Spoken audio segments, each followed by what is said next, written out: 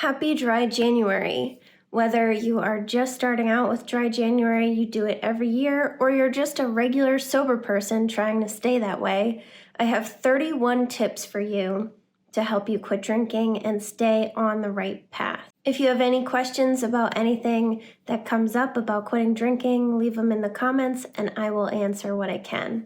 So let's get to the Dry January tips. A sober month is a good opportunity to learn more about your drinking and get experience handling your life without alcohol. I know it's really scary in the beginning and you may have no idea what to do with yourself. In this episode, I'll share some research about Dry January and how to be successful this month, and then we'll cover 31 different tips to quit drinking.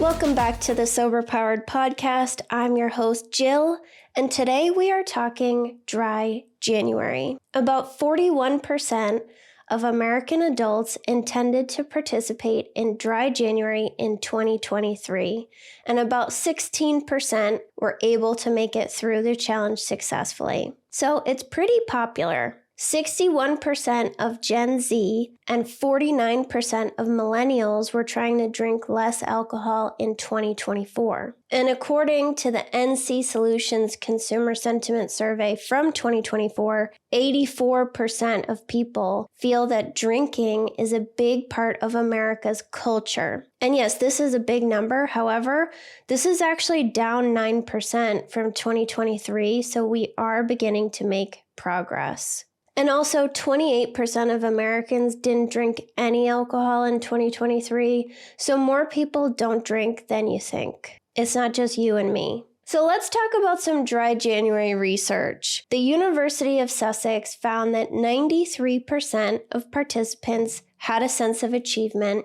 88% saved money, 82% thought more deeply about their relationship with alcohol, 80% feel more in control of their drinking, 76% learn more about when and why they drink, 71% realize that they don't need a drink to enjoy themselves, 70% had improved health, 71% slept better, 67% had more energy, 58% lost weight, 57% had better concentration, and 54% had better skin. So there are so many benefits from taking a month off alcohol. And in fact, that first 30 days is really about the physical benefits and your body recovering from all of the drinking. The body is actually really resilient, and as long as it hasn't been pushed too far, it can recover pretty well. Drink refusal self-efficacy is the belief that you are able to say no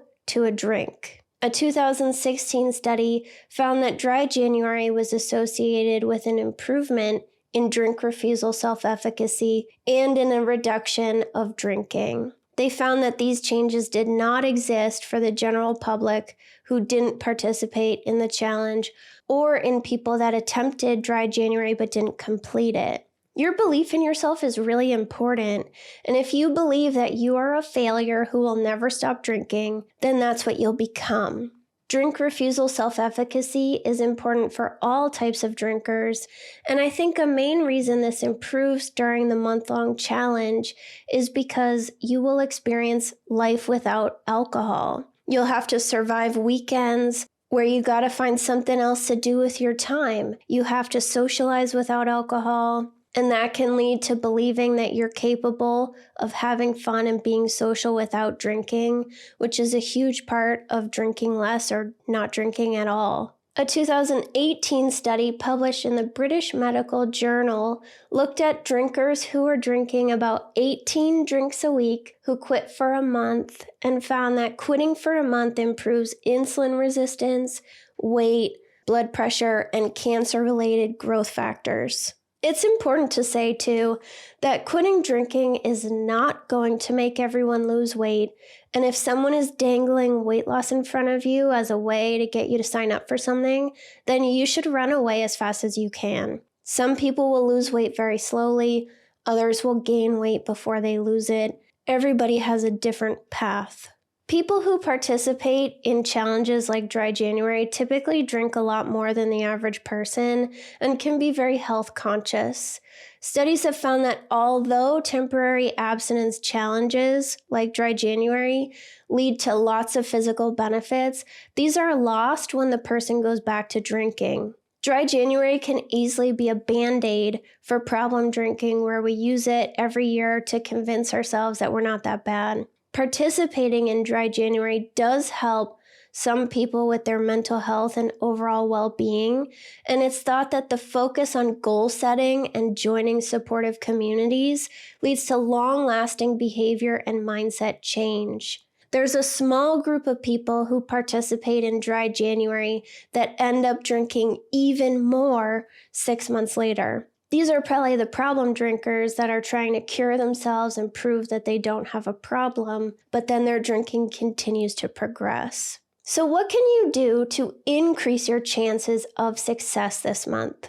Getting support drastically increases your chances of staying sober. One study found that 70% of Dry January participants that received support during the month were able to successfully complete the challenge, compared to 36% who did it alone.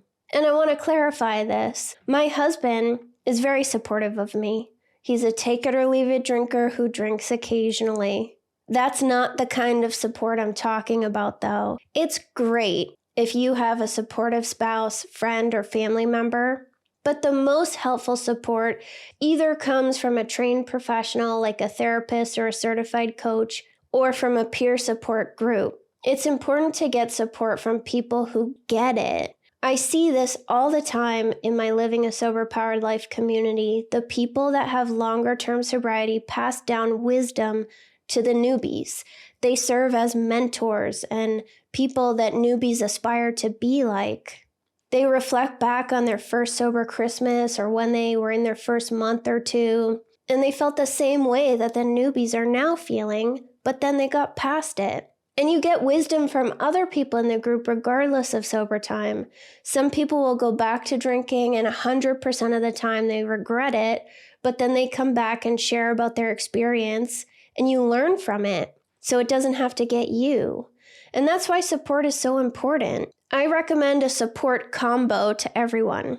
Therapy, coaching, or working with a sponsor, and a peer support group like AA, Smart Recovery, my Living a Sober Powered Life community, or any of the membership communities that are out there online. There are so many great options for support. The biggest thing to keep in mind with Dry January is your intention. Are you trying to cure yourself so you can drink again? Are you just white-knuckling it until February 1st when you can blast yourself again? If so, then you may miss some of the benefits and good things about sobriety because you're so focused on the end goal of drinking again. And it's okay if you're in this category. Any break is a useful break. Number 1, get all the alcohol out of your house. This is an obvious one, and that's why I put it first, but it's critical to your success. If there is alcohol in your house, then it's much easier to drink it. There are some things that raise the barrier to drinking, and having alcohol not be easily accessible is one of them. If you are unwilling to get the alcohol out of your house, then this is good information to have and something to be honest with yourself about. Why don't you want to let it go? If you have a partner who drinks, something you could do is ask if they would be willing to not drink for the first few weeks while you get used to not drinking yourself. If they won't do that, then that's good information for you to have. Alternatively, you could ask them to keep their alcohol somewhere else, like in the basement or the garage, somewhere that you don't really go. Number 2, go to bed early. You're probably going to be really tired in the beginning anyway, so get extra sleep if you can. Most people crave alcohol in the evening, so the earlier that you go to bed, the less time you have to deal with cravings. If you're experiencing a really powerful craving, then going to bed is a great strategy. You will not have to go to bed early forever. This is temporary. Number 3, do different stuff. A lot of us think that we can just stop drinking and that's enough, but we build our lives around our drinking. You probably selected friends based on who wants to drink like you do, and you gave up hobbies that didn't involve alcohol. Slowly, we change our lifestyle to revolve around alcohol, and in sobriety, we have to change our lifestyle again. If you're used to sitting around watching TV for hours every night or spending a lot of time in the bar, you need to adjust what you do. TV gets boring and repetitive when you do it for too long. It's going to make you feel sad and feel like you need alcohol to enhance the situation. Here's a quote for you. If you hang out in the barbershop for too long, then you're going to get a haircut. If you just continue to live the same drinking lifestyle, then you're probably going to drink. Everything in that lifestyle is going to remind you of drinking and seem not as good sober. Number 4, make staying sober a non-negotiable. Don't drink no matter what. I hear a lot of people say that they hope that they can stay sober or they're going to try to stay sober. And to me, this means deep down, you don't think you can do it, but you hope you'll be able to figure it out. If you don't believe in yourself, it's easier to drink because that's the outcome that you expected anyway. It's easier to make excuses and bargain with yourself. Instead, tell yourself you are not drinking no matter what. That's all you have to do right now. Just don't drink. Mindset is key here, and part of the next month is building your confidence in yourself. You don't have to be confident in yourself right now, especially when you have proof of the opposite, that you drink even when you say you won't, or you don't stop drinking when you say you're going to stop. But over time, as you keep this promise to yourself that you're not going to drink today, your confidence will build. This is one of the hardest parts, so if you need help, I have a new course called the Non-Negotiable Mindset, and you can get more info on that in the show notes. Number 5, memes. When I quit drinking, I saved all the funny alcohol memes on my phone and sent them to my husband. I still do this. There are a lot of funny memes about just one drink and the silly ways that we think about drinking. It helped me feel not alone in my struggles, and it was helpful to be able to laugh at it sometimes instead of feeling ashamed. Number 6, treat dry January as an experiment. Observe how you feel without alcohol. Stop judging every emotion that you have or every difficult and uncomfortable experience. It's easy to tell ourselves that it should be easier or we should be able to do this. But how about removing should from your vocabulary this month? And I do realize that this is like a tip marathon. So if you want the full list of tips after you're done listening to this so that you don't have to memorize them all or take notes, then go to soberpowered.com/tips or grab the link in the show notes and I have them all written out for you.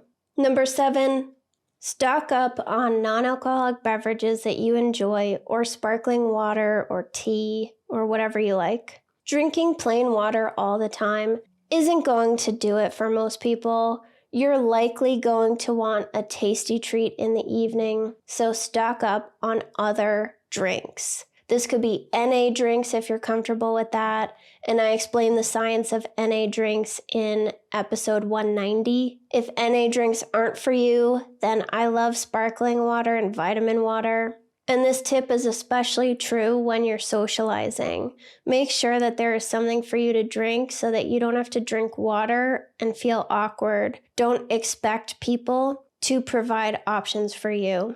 Number 8, let friends and family know that you're participating in Dry January. It's helpful if the people closest to you know not to offer you alcohol or buy it for you. I know you may not always be able to tell your friends and family, but I think it's helpful to tell at least one person. I told my husband and we talked about how he could support me. Don't expect everyone to be super excited for you either.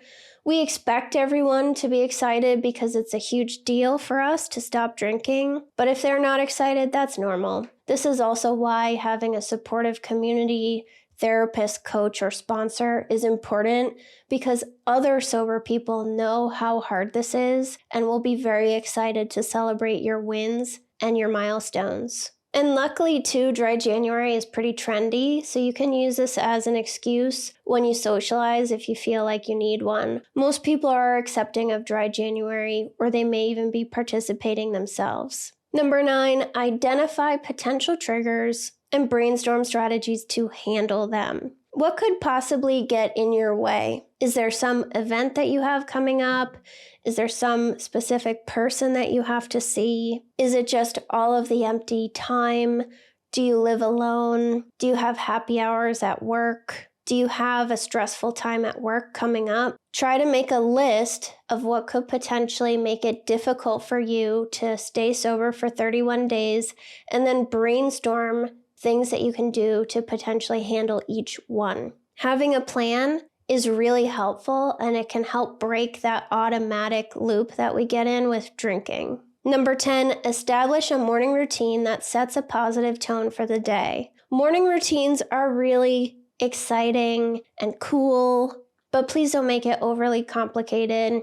I have a free resource on my website that will help you build a sober morning and evening routine if you need support with that. But this could even just be like one thing, a daily walk or stretching in the morning, or waking up at a specific time and going to the gym. Make it very simple. But I've noticed that if I start my day either by doing something that's good for my physical and mental health, like going to the gym, or by doing something productive, like working on this podcast and making a lot of progress with research for a specific episode, I feel really good about myself, and it kind of keeps the low energy and depression vibes away for the day. Number 11, spend 1 hour a day doing sober stuff. This could be attending a meeting, checking in with your sober community, listening to podcasts, reading Quit Lit, having a coaching or therapy session,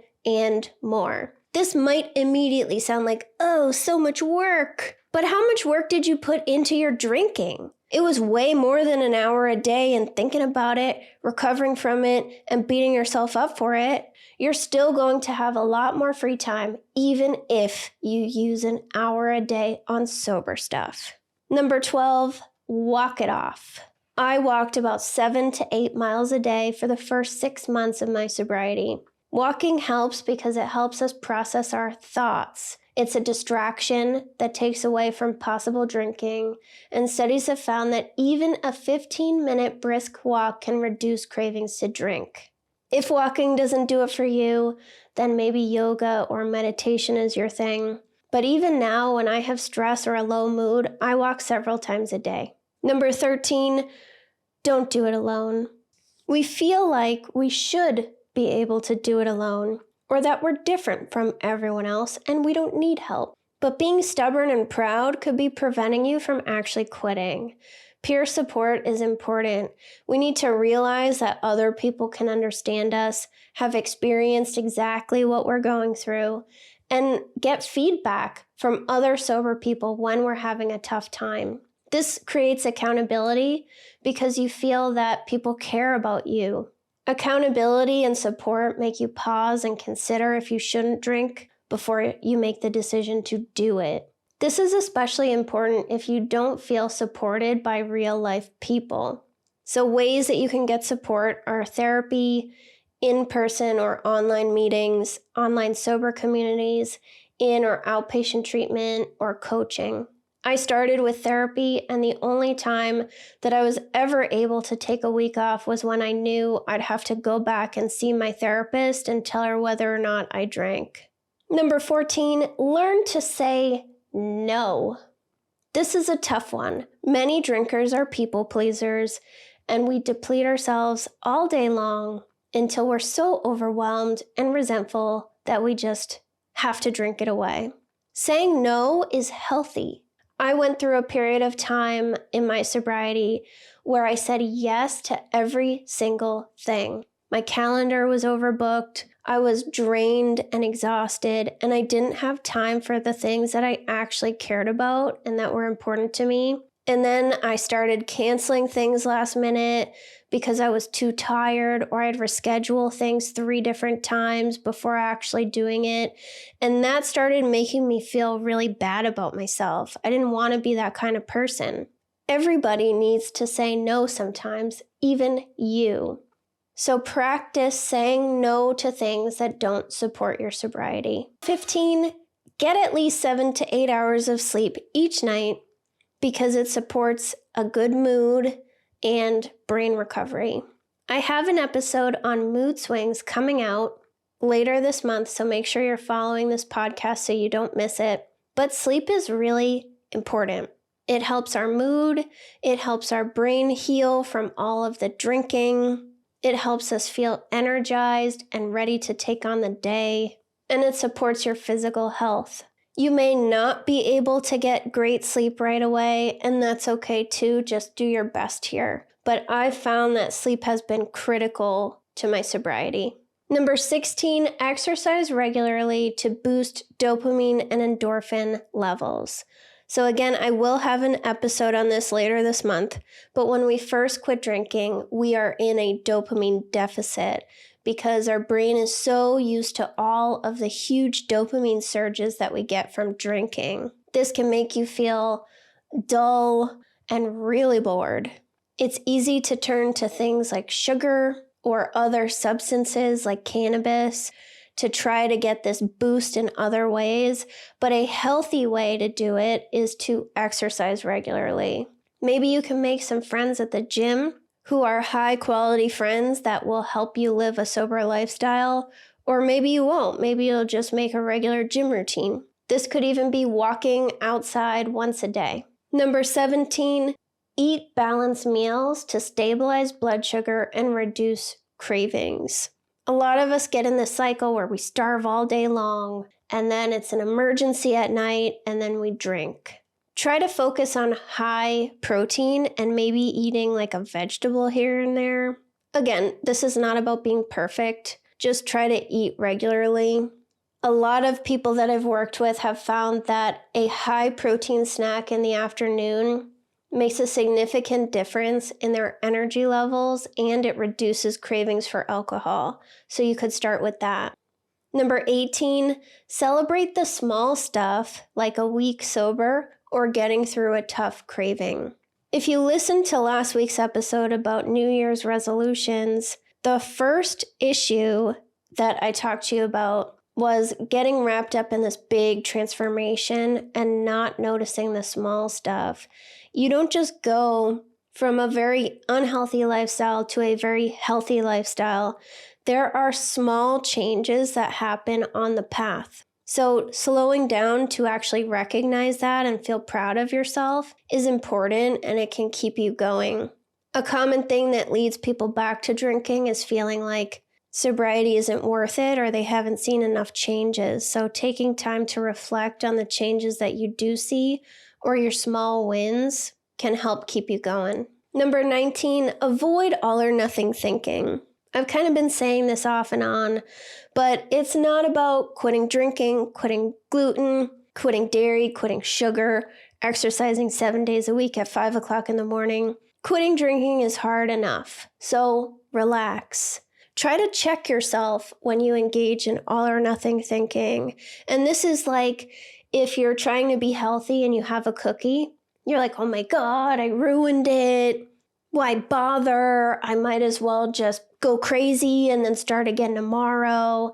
That's an example of all or nothing thinking, and that will defeat you faster than most other things. So be aware of your thinking this month. Number 20, have a backup plan if social events become overwhelming. My favorite is the Irish goodbye, where you just leave and you don't tell anyone. And yes, you don't have to be drunk to Irish goodbye. I do it sober all the time.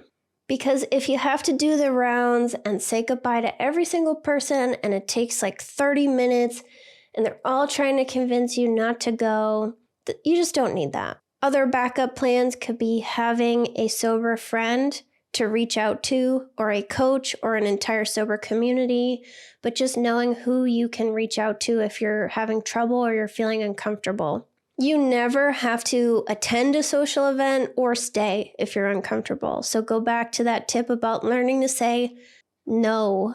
Number 21, explore a new hobby to replace all the time that you spent drinking. Now is your time. You can do whatever you want to do. When we're drinking, we just kind of sit around and do nothing. So now the whole world is open to you. Think about new cool things that you want to try and then try them. And you don't have to like it. I had a client, we have this running joke because she bought a knitting loom because she heard so many people start knitting in sobriety. And she tried knitting and she was like, this is just not for me. But we have this running joke about her loom. And you don't have to go out and buy a whole thing. But if you try a hobby and it's not for you, what did you lose? Nothing. You just got some new information. Number 22, embrace the small positive changes that you're making, like washing your face and flossing consistently. When I first quit drinking, I was genuinely amazed that I took my makeup off every single day and I washed my face and did skincare every night. I couldn't believe it. I'd never been consistent with anything. And in the worst of my drinking, I would actually leave my makeup on for 1 to 2 days every single time I put makeup on and then just touch it up in the morning before work because I just really didn't care about myself. And that was a very sad way for me to live. And when I stopped drinking, I started taking care of myself, and that was really exciting. So notice these things that you're doing. Number 23, use Dry January as an opportunity to prove to yourself that you can stick to a goal. When I was drinking, I used to try to make goals, and I couldn't even finish thinking about the goal before another voice would come in and be like, yeah, right. So I stopped bothering trying to accomplish anything. And that was because I let myself down over and over and over for years, saying that I either wasn't going to drink and then I did, or saying that I was only going to drink a certain amount and then I drank way more. When that happens, we don't believe in ourselves anymore. We don't have any self-esteem. So this is a small opportunity for you to prove to yourself that you are trustworthy and build some of that self-esteem back up.